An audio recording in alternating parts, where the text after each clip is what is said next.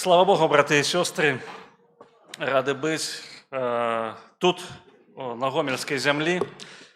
Як сапраўды сказаў пастор Віталь, маё імя Андрюш Унучак, это сапраўднае, в пашпарце так. Я нарадзіўся недалёка ад Мінска. Маё дзяцінства прайшло ў вёсцы, дзесь 40 кіламетраў ад Мінска. Прыйшоў да Господа у 2001 годзе, і вось на той момант я вучыўся на гістфаку Беларускага дзяржаўнага універсітэта. І дзякуючы гісторыі царквы я спазнаў Хрыста як свайго асабістага Господа і збаўцы. На сённяшні час займаюся гісторыяй евангельскага руху і нясу пастырскае служэнне ў Мінску. І зараз я так трошкі скажу, чаму я хвалююся, будучы на Гомельшчыне. Паколькі займаўся гісторыяй евангельскага руху, у мяне я знаходзіў дакументы ў архівах Петербурга і бачыў у гэтых дакументах вельмі вялікае сведчанне пра дзеянне Божае на Гомельшчыне. Фактычна я ні разу так не быў, не ведаў Гомеля. Гомель для мяне быў абстракцыяй. Вось дзякуючы Артёму Івановичу учора, які правёў такі экскурс цудоўны, для мяне перастаў быць абстракцыяй. І для мяне вельмі важна пабыць вось тут на гэтым месцы, дзе Бог дзейнічаў 150 гадоў назад. І вось трошкі я раскажу пра гэты час. Ведаеце,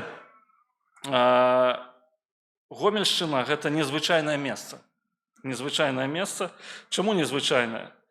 Таму што сапраўды, калі паглядзець на гісторыю беларускага баптызму, то ёсць вельмі важны момант, што ён пачаўся адсюль, з Гомельшчыны.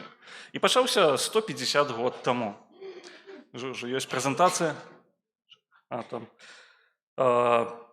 Тут павінна быць, чамусьці не высветлілася Слова Божае. Я яго зачытаю. Гэта пасланне да Габрэяў, 13 раздзел, 7 верш.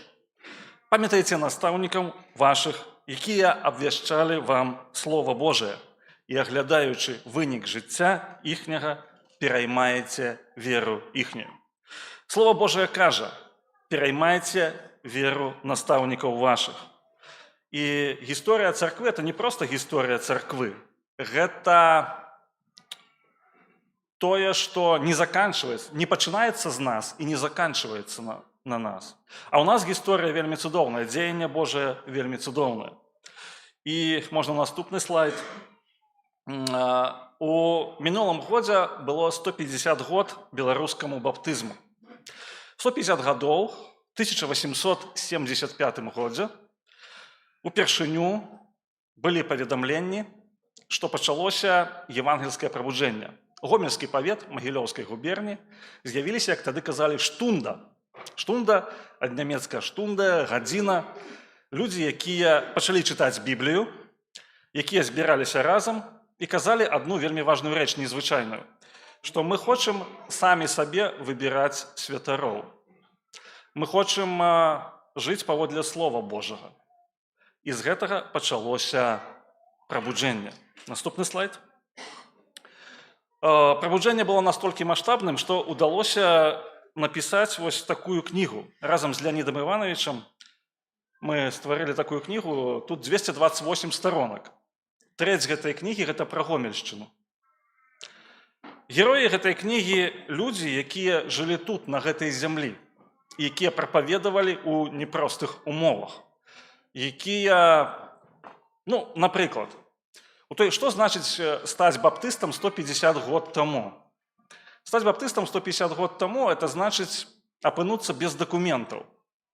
Уяўляеце, што зараз мы маем усе дакументы, якія ЗАГСы ёсць, мы ходзім атрымліваць пашпарты і гэтак далей. А тады дакументы былі, дзяцей хрысцілі і ў метрыку запісвалі, і калі чалавек ахрышчаны, то ў яго ёсць і дакументы. Як толькі сказалі, што мы хрысцім у дарослым узросце, ніякіх дакументаў няма. Плюс, напрыклад, шлюб. Што мы кажам? Сёння вянчанне праводзіцца ў царкве. Вянчанне павінна быць задакументавана. Што такое жыць без вянчання, калі твоё вянчанне не прызнаецца афіцыйна. У расійскай імперіі ў 19 стагоддзі быў такі артыкул крымінальнага кодэксу, называўся блуднае сажительство. І калі людзі жывуць невенчаныя, то гэта не іхная асабістая справа, а гэта сур'ёзная праблема. Ну, это, ведаеце, прабачце за параўнанне, тое самае, што, напрыклад, цяпер хадзіць голым па вуліцы. Это ж не твоя асабістая справа, это вось грамадская. Так і тады было жыць без вянчання. А вянчанне ў баптысцкіх церквах у 19 стагоддзі, вось 70-е гады не прызнавалася. Пачынаюць нараджацца дзеці. Дзеці незаконныя. Незаконна народжаны – это вельмі складаная праблема. І гэтак далей. І вось людзі, якія першымі стваралі церквы, яны сутыкаліся з усімі гэтымі праблемамі. І іхная гісторыя цудоўная. Гісторыя Божых цудаў. І вось пра гэта, вось тут, цэлая кніга. Цэлая кніга – гэта канец 19-го, пачатак 20-го стагоддзя. Называецца «Беларускае евангельскае прабуджэнне». Канец 19-го, пачатак 20-го стагоддзя. Наступны, калі ласка. Як з'явілася ідэя напісання гэтай кнігі?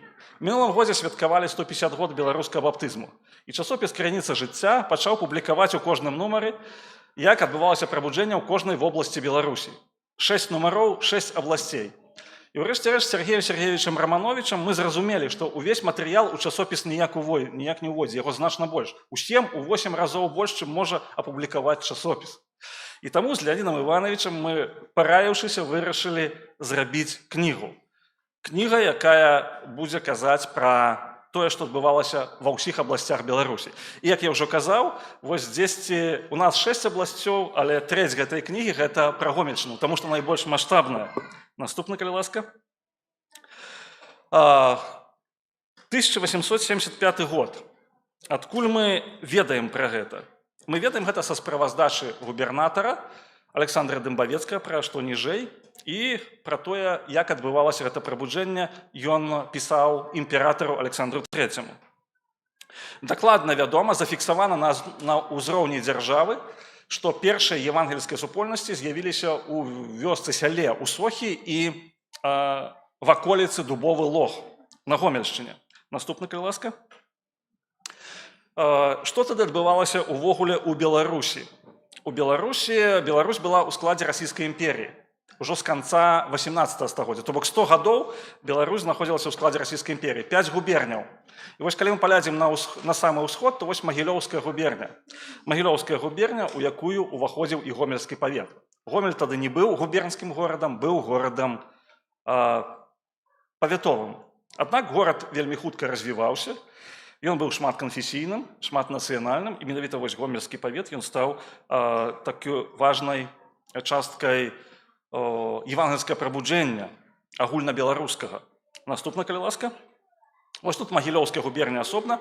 Вось самы поўдзень Магілёўскай губерні. Можете бачыць, тут трошкі, канешне, можа быць, не зусім добра бачна, але вось самы поўдзень Магілёўскай губерні гэта якраз Гомельскі павет. Наступна, калі ласка. Што гэта была за эпоха? Эпоха гэта скасавання прыгоннага права. То бок прабуджэнне ў нас пачынаецца ў 1875 годзе, а за 14 гадоў да гэтага было скасавана прыгоннае права. Што такое прыгоннае права? Прыгоннае права – гэта калі большасць людзей, а большасць людзей былі сялянамі. Іх можна было купіць і прадаць. Цялесныя пакаранні былі адмененыя толькі ў 1863 годзе. Што такое цялеснае пакаранне? Это страшная рэч на самой справе. Калі там шматдзетнага тату ці шматдзетную маму можна было проста біць лозамі на стайні, і гэта была такая форма спагнання, калі можна было прадаваць людзей і купляць. І в 1861 годзе прыгоннае права адмяняецца. Людзі, якія раней былі цалкам бяспраўныя, набываюць вельмі важны статус грамадзянаў.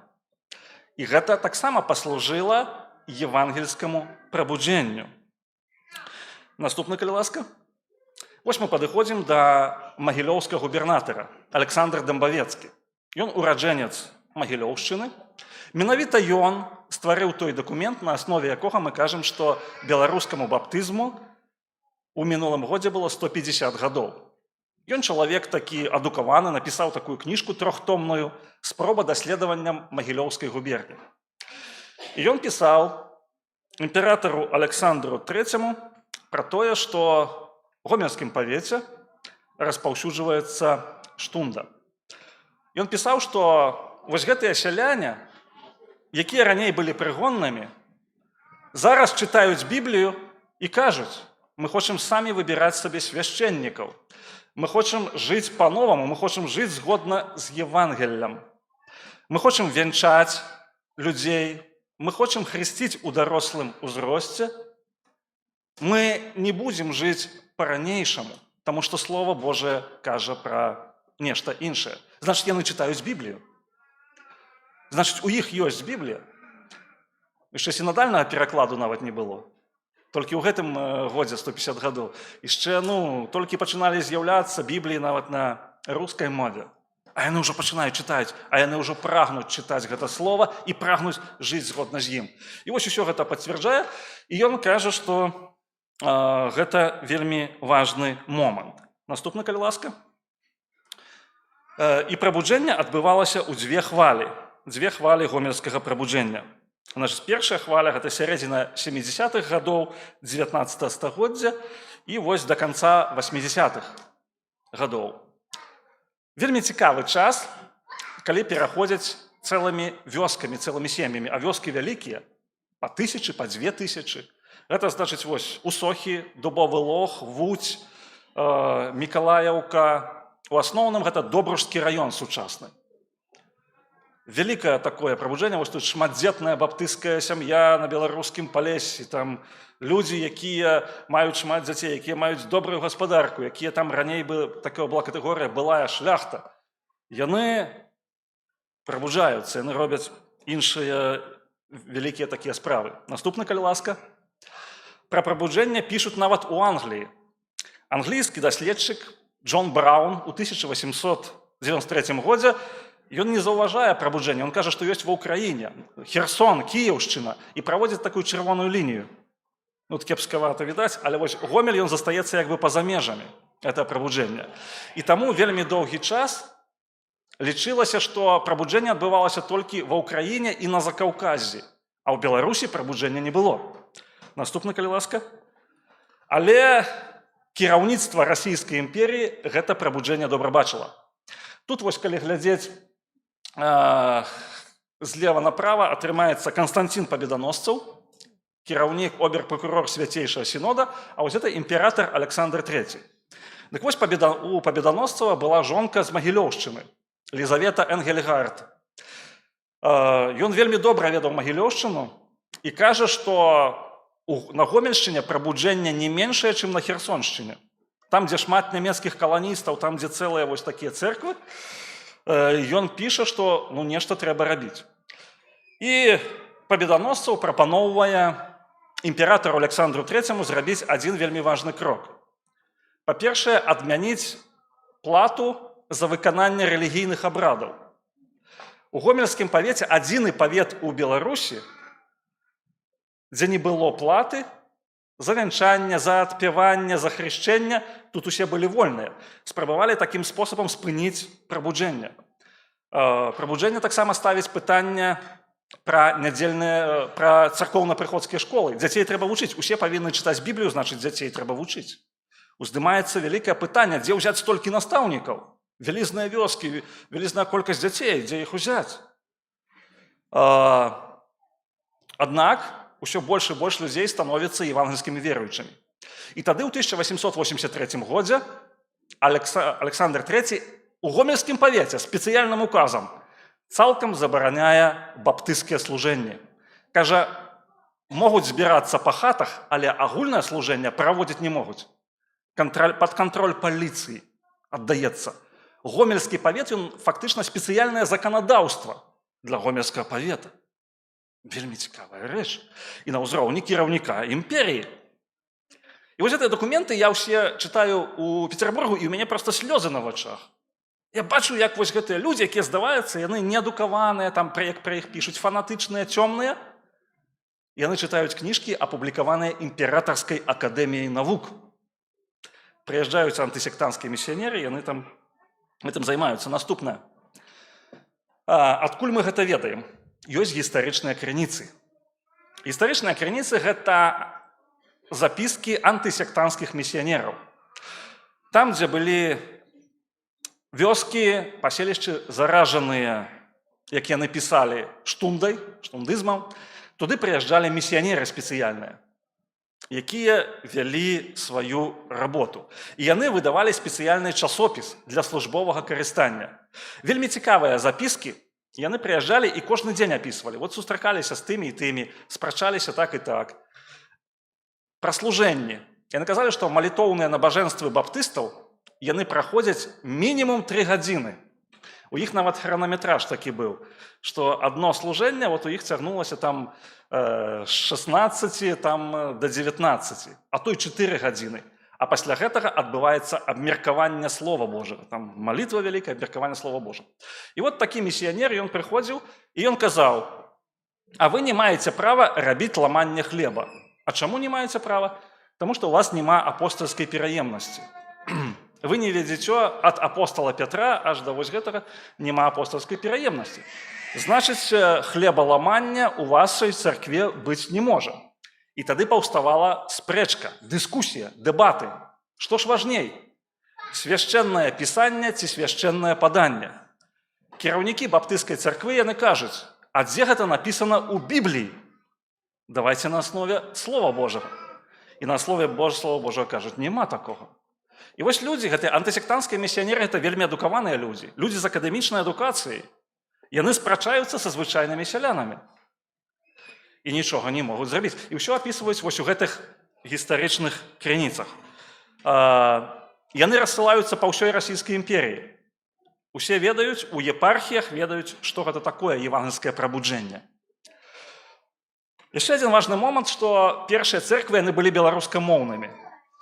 Таму што вось у гэтых, там, дзе даслоўна перадаюцца пропаведзі, а ёсць урыўкі даслоўнай пропаведзі, ўсё па-беларуску.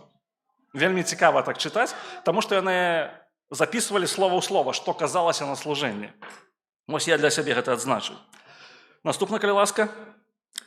І лідарам прабуджэння ва ўсохах быў Лявон Прымачэнка. Легендарная асоба. Увогуле чалавек, пра якога пісалі там у тагачасных у газетах і у тыя, што былі ў Пецербургу, і тут у мясцовых. Ён быў адным з лепшых прапаведнікаў і першы выбраны пастар Усохскай царквы. У Усохскай царкве 115 веруючых. Ну так паводле ацэнак паліцыі, прыкладна 115. Ён дае сваю хату, ён нарадзіўся ў 1854 годзе. Ён дае сваю хату, з хаты здымае ўсе перагародкі і ў хаце пачынае збірацца нядзельнае служэнне. Праводзіць вянчанні, праводзіць такое вось жалобнае служэнне, калі хто-небудзь памірае. Ён прапаведуе і ён таксама распаўсюджвае біблійную літаратуру. Наступны слайд. Вось гэта там такая фотаздымак 1886 году, такі унікальны. Ён называецца «Арышт кніганошы». Вот Лявон Прымачэнка быў кніганошам. Ён разносіў Біблію, літаратуру, і людзі ў той час чыталі. Ён казаў, што калі хто можа заплаціць пару капеек, плаціце за літаратуру, гэта важна для нас. Калі няма ўжо грошай зусім, аддаём так. І прабуджэнне вось гэта расце. А з іншага боку, абвінаваўчы акт. На яго збіраюцца матэрыялы, каб яго выслаць з-за межы Магілёўскай губерні. Пішуць, што ён адзін вельмі шмат людзей для сябе прываблівае. Асабліва яго слухаюць дзеці і падлеткі. У чым такая смеласць Лявона Прымачэнкі, што ён прапаведаваў на вуліцах. Увечары збіраў там людзей, і пропаведь на вуліцах гэта была самым страшным злачынствам. Яшчэ ў памяшканні ладна. А вось калі на вуліцы прапаведуе чалавек, то вось абвінаваўчы акт. І наступны слайд. У 1886 годзе яго высылаюць у Арэнбургскую губерню. І лічыцца, што нібыта можа прабуджэнне скончыцца, але яно не заканчваецца. Наступны, калі ласка. І 1886 год, гэта 10 гадоў ужо ідзе прабуджэнне. Арыштоўваюць 9 пастароў. 9 лідараў, як пісалі, верхаводаў баптысцкага руху, 6 з усохаў і 3 з дубовага логу. Іх арыштоўваюць і іх хочуць судзіць у Гомелі, іх прыводзяць у Гомельскі астрог, у гомельскую турму. Аднак тады суд прысяжных. Як прысяжныя прагаласуюць? Таму што не суддзя выносіць прысуд, а галасуюць прысяжныя, і гэты прысуд канчатковы. Улады баяцца, што гомельскія прысяжныя не прагаласуюць, што баптысты вінаватыя. А такія выпадкі былі. Што ў Гомелі, калі судзілі, штраф давалі, то суд прысяжных выносіў апраўдальны прысуд. І таму іх перавозяць у Рагачоў. Рагачоў за 120 кіламетраў, і судзяць іх у Рагачове. Абараняць гомельскіх баптыстаў прыязджае адвакат з Парыжа, Мікалай Іванович Куляпка-Карэцкі, таму што пра гэта пішуць у газетах. На гэты працэс прыязджае пракурор з Магілёва. Адбываецца, пішуць у газетах, вялікі гучны працэс, дзе баптысты маніфестуюць сваю веру. Прысяжныя рагачоўскія галасуюць за абвінаваўчы прысуд. Гэта я вельмі коротка распавядаю, там ж цэлая перыпетыя, як і што абвінавачанне было. Большасць іх высылаюць. Высылаюць за межы Магілёўскай губерні, большасць у Арэнбургскую. Некаторых садзяць у турму. І тады, можна наступны слайд, вось тут можа больш відаць, там вось ёсць і гомельскі павет, і рагачоўскі. І тады адбываюцца дзве такія рэакцыі. Усохская царква, самая вялікая царква у гомельскім павеце, яна прымае рашэнне выехаць у поўным складзе. Здымаецца дзесьці каля 150 чалавек разам з сем'ямі, 150 дарослых, і пераязджаюць на Кубань, у эканомію Дзея Мазаева. Пасля яны едуць у Сібір. Да гэтага часу там ёсць нашчадкі усохскіх вернікаў. А вернікі у вёсцы Вуць, яны кажуць, а мы застаемся. Мы не будзем праводзіць нядзельных набажэнстваў, але у нас будуць хатнія групы, мы будзем на сваёй зямлі. Вось такія дзве рэакцыі. Адна царква цалкам выехала, а іншая царква засталася. Наступны. І другая хваля гомельскае прабуджэння. Вось 90-е гады, 15 гадоў, з 1890 да 1905 фактычна поўнае зацішша. Здаецца, што няма гэтых пастароў, няма прапаведнікаў, ёсць нейкія групкі, і здаецца, што няма евангельскага руху. Але ў 905 годзе адбываецца прабуджэнне. Чаму? Таму што рэвалюцыя і лібералізацыя заканадаўства. Баптызм стаў легальным. Можна легальна пераходзіць у баптысцкія цэрквы і можна рэгістраваць баптысцкія цэрквы. І вось тут на першае месца выходзіць царква ў вёсцы Вуць.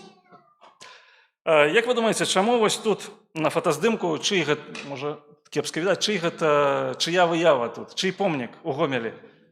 Ірына Паскевіч, вельмі правільна. Удалося знайсці дакументы.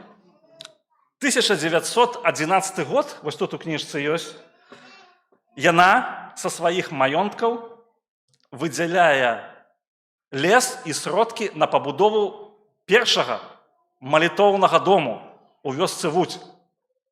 На 300 чалавек яны пачынаюць будаваць, таму што першая баптысцкая царква на Гомельшчыне была зарэгістравана менавіта ў вёсцы Вуць. І там цікавая гісторыя з гэтай рэгістрацыі. Рэч у тым, што тады трэба было 50 чалавек.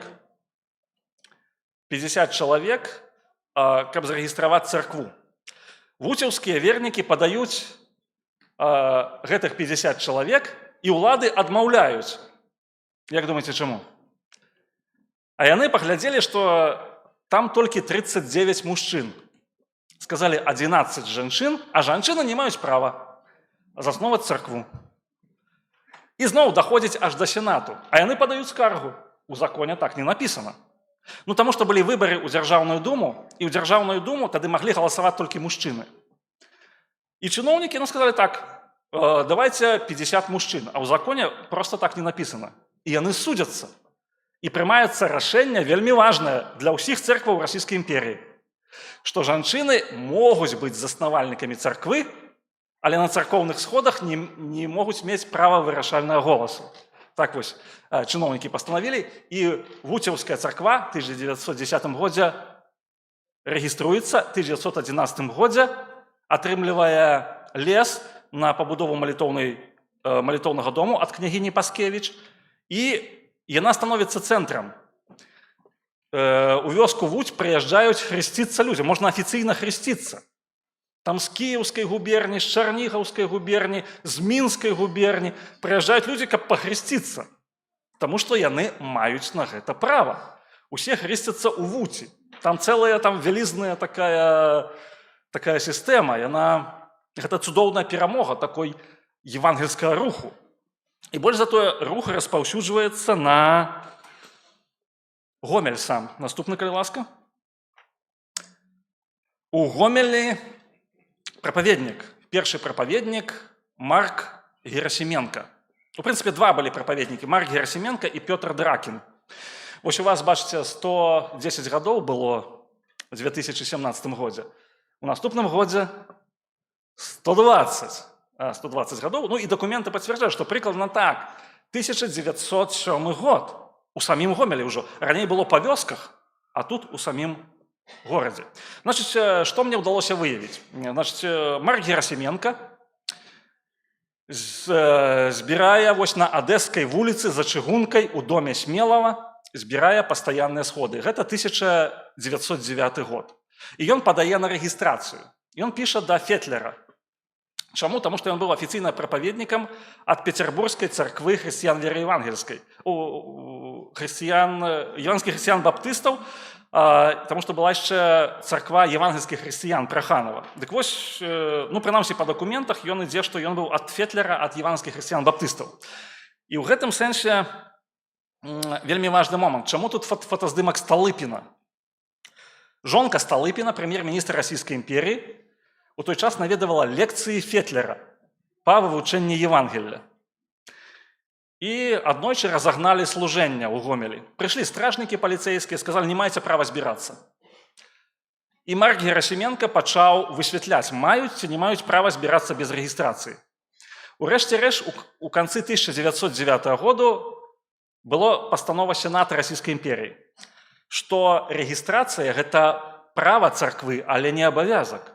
І згодна з законам веруючыя маюць права збірацца.